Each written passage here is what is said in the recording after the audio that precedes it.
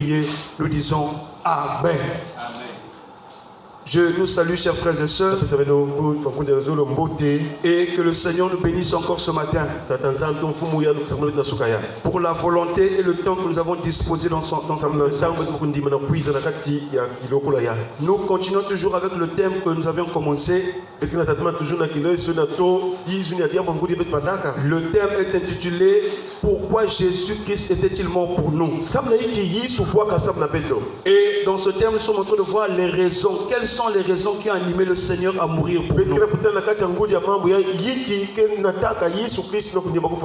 Nous avons vu que Jésus a accepté la mort pour nous délivrer de la condamnation.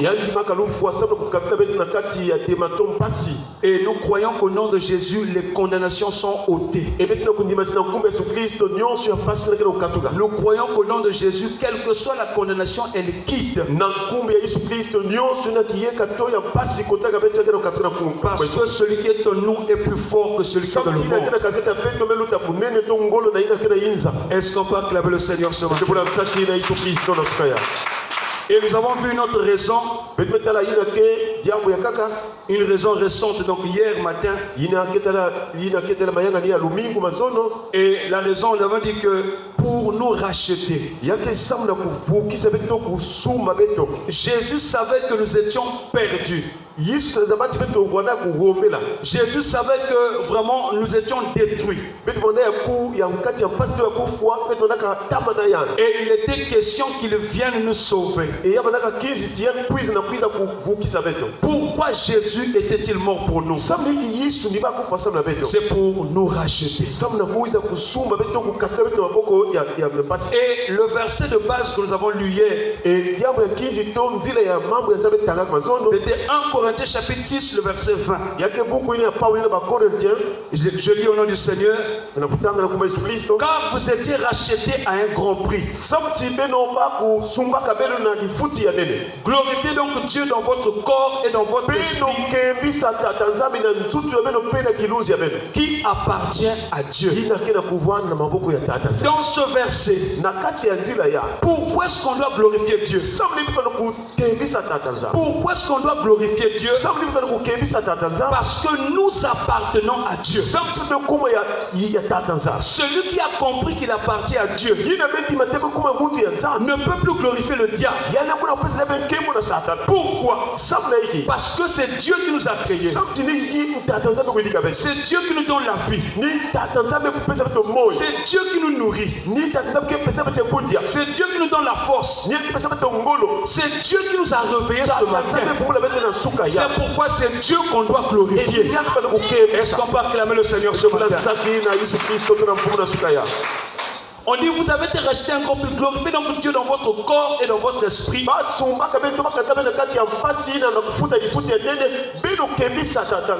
Qui appartient à Dieu. Et hier au matin de la prédication, on nous a enseigné que notre corps et notre esprit doivent se sanctifier. La sanctification doit être dans toutes les parties de notre être.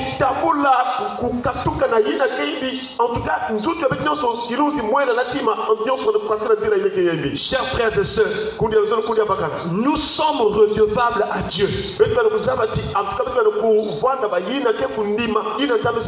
C'est pourquoi toutes les parties de notre être doivent glorifier Dieu. Mais je ne peux pas rendre gloire à Dieu si je suis impur. Dieu ne reçoit pas les honneurs de celui qui est le péché. Il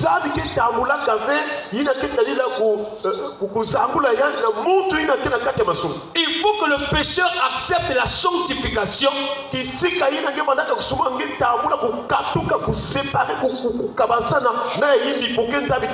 Ensuite, quand tu rends gloire à Dieu, le Seigneur accepte ton offrande.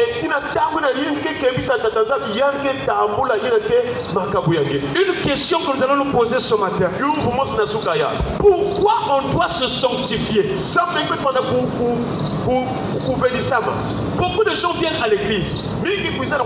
Nous avons la volonté de venir comme ce matin au culte. Mais cette question est très importante. Pourquoi on doit se sanctifier? Pourquoi on doit quitter le péché? Le premier signe ou le premier élément, c'est parce que j'aime Dieu. Je dois me sanctifier parce que j'aime Dieu. La preuve qui montre qu'on aime son partenaire, c'est comme dans un couple. Si une femme aime son mari, la femme doit être obéissante à son mari. De même si le mari aime sa femme, le mari ne peut pas faire ce qui est mal à sa femme. Donc si on doit quitter le mal, c'est-à-dire le péché, l'une des raisons qui doit nous pousser, c'est l'amour que nous avons pour le Seigneur. J'aimerais nous poser une question ce matin. De même, le Seigneur nous pose la question ce matin. Est-ce que nous aimons Dieu? Jean chapitre 14, le verset 15. Si vous m'aimez, gardez mes commandements. Ce verset est un court verset, mais qui dit beaucoup de choses. Nous pouvons séparer ce verset en deux parties. La première partie, c'est si vous m'aimez. Attardons-nous un instant sur le mot aimer. Aimer signifie avoir de l'affection pour quelqu'un.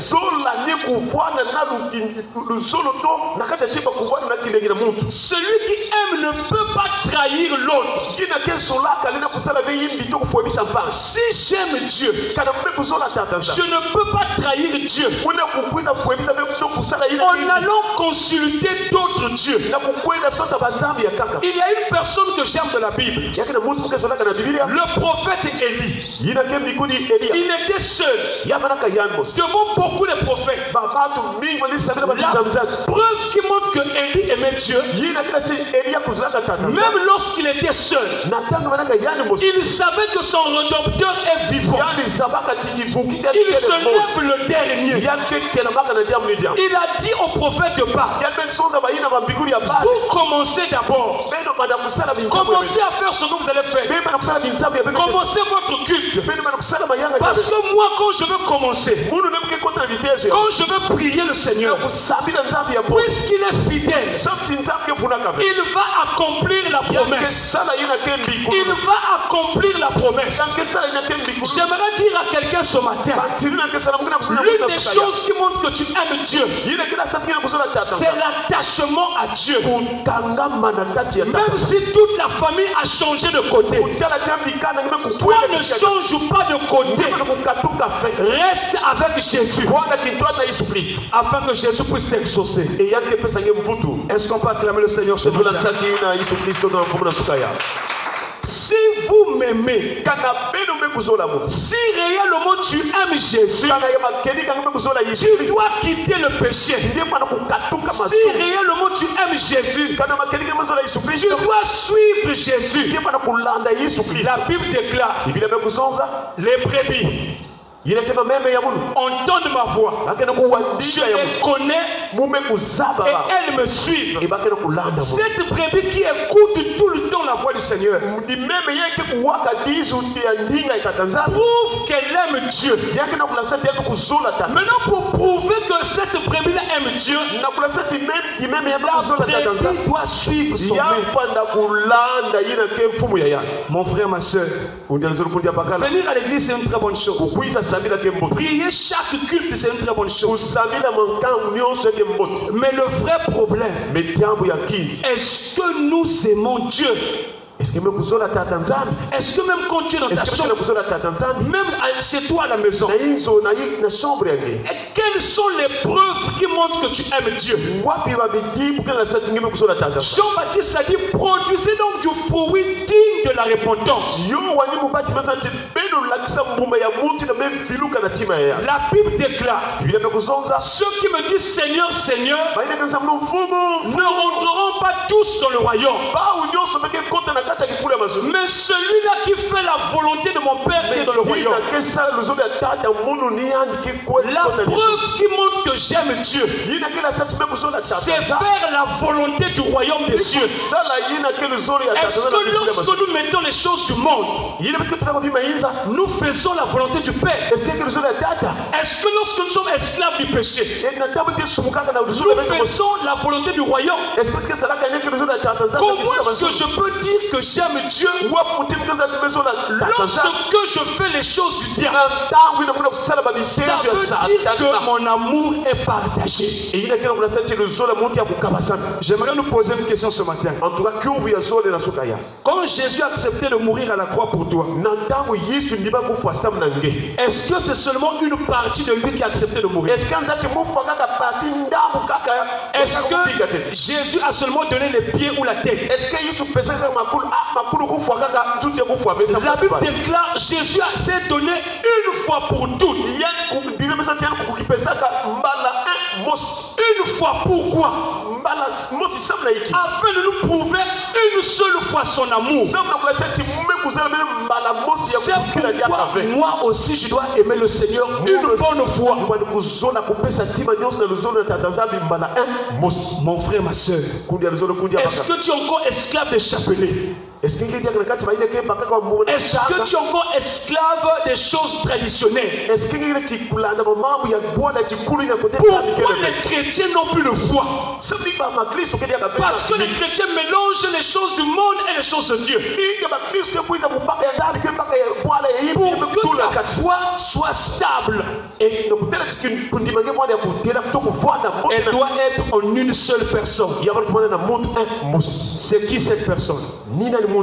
C'est qui cette personne? Est-ce qu'on va clamer pour Jésus? Si vous m'aimez, gardez mes commandements. Garder le commandement signifie obéir à Dieu. La Bible déclare, craignez l'Éternel, vous ses saints, car rien ne manque à ceux qui le craignent. Aussi longtemps que tu as toujours érigé une statuette dans ta maison, frère, je t'assure, tu ne peux pas voir la main de Dieu. Parce que Dieu n'habite pas dans les choses faites des mains d'hommes. Jésus a enseigné à la femme samaritaine en disant, Dieu est esprit ou bien Dieu est chair. Dieu est esprit. Ceux qui l'adorent doivent l'adorer en esprit et en vérité. Je n'ai pas besoin de mettre quelque chose quelque part pour aller à chaque fois rencontrer Dieu là-bas. Moi je sais, partout où je peux me trouver, si mon cœur est sincère, quand je vais commencer à prier, les écluses des cieux vont s'ouvrir et Dieu va accomplir un miracle. Ne sois pas esclave des choses traditionnelles, frère. Le Seigneur insiste sur ce point parce qu'il sait qu'il y a des gens qui sont encore esclaves.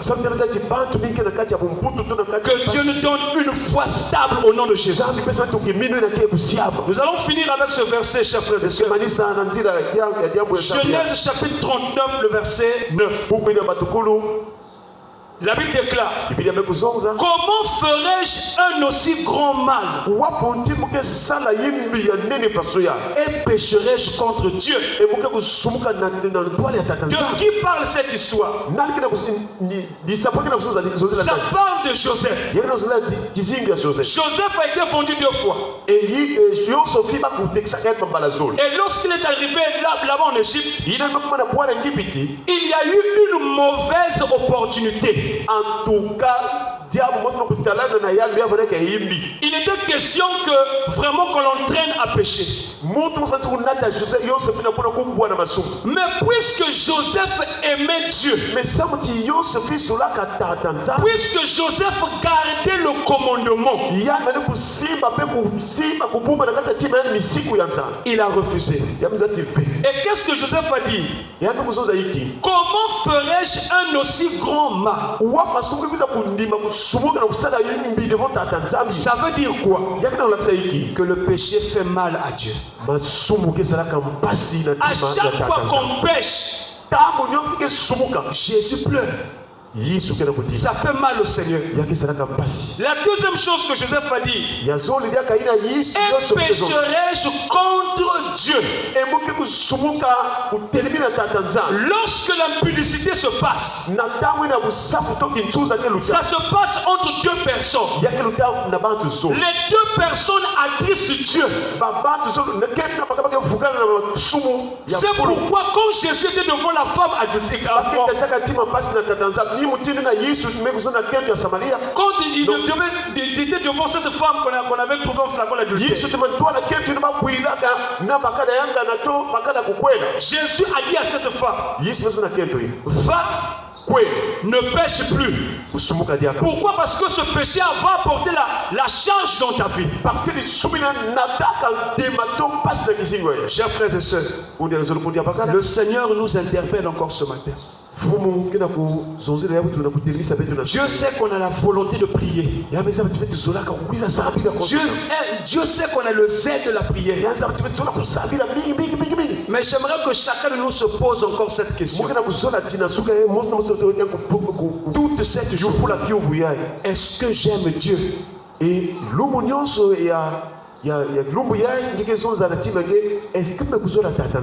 la prière que nous allons faire ce matin, c'est de demander pardon au Seigneur. Que Dieu nous pardonne parce qu'on a trahi l'alliance. Que Dieu nous pardonne parce qu'on a méprisé l'amour de Dieu. Que Dieu nous pardonne ce matin pour toutes les fois où on a donné le dos au Seigneur. Élevons nos voix, prier le Seigneur.